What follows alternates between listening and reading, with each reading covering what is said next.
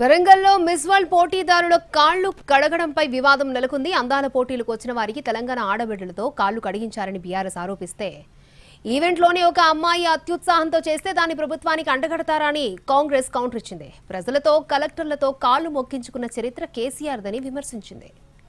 సమ్మక్కల ఈరోజు అక్కడ వేదికల్ని ఏర్పాటు చేసుకొని మనం కొలుస్తూ ఉంటాం.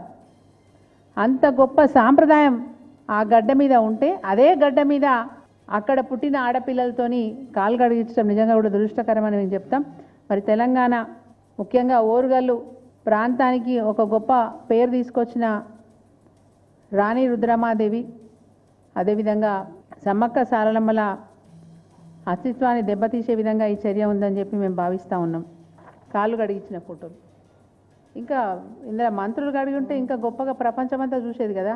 ప్రేక్షకులకు అందరికీ, తెలంగాణ సమాజానికి అందరికి చెప్తున్నాం, తెలంగాణ ప్రభుత్వం కాళ్ళు కడిగిస్తే 33 మంది కడిగియాలి కదా. ఒక్క అమ్మాయి ఏదో ఈవెంట్ మేనేజ్మెంట్ నుంచి వచ్చిన అమ్మాయి ఆమె స్వతహాగా ఆ చెంబుతో నీళ్లు పోయడమో ఇంకోటి ఏదో చేస్తే అది ప్రభుత్వం మీద అంటగట్టడం సిగ్గనిపించట్లే మీకు? ఈరోజు మీరు ఈ వంక తోకలు పట్టుకున్నప్పుడు గాని, మీ కవితమ్మ కాళ్ల కాడ కలెక్టర్ను కూర్చోబెట్టుకున్నప్పుడు గాని, మీ కేసీఆర్ గారు కలెక్టర్లతో కాళ్ళు మొక్కించుకోవడం గాని, అదే కదా మీ దురహంకారము. ఆ దురహంకారాలకు వ్యతిరేకంగానే మేము పోరాడినము. తెలంగాణ ప్రజలను అణిచిపెట్టి కాళ్ళు గడిగించుకునే చరిత్ర, కాళ్ళు మొక్కించుకునే చరిత్ర ఆ కుటుంబాలది, ఆ నాయకులది, ఆ దొరతనాంది.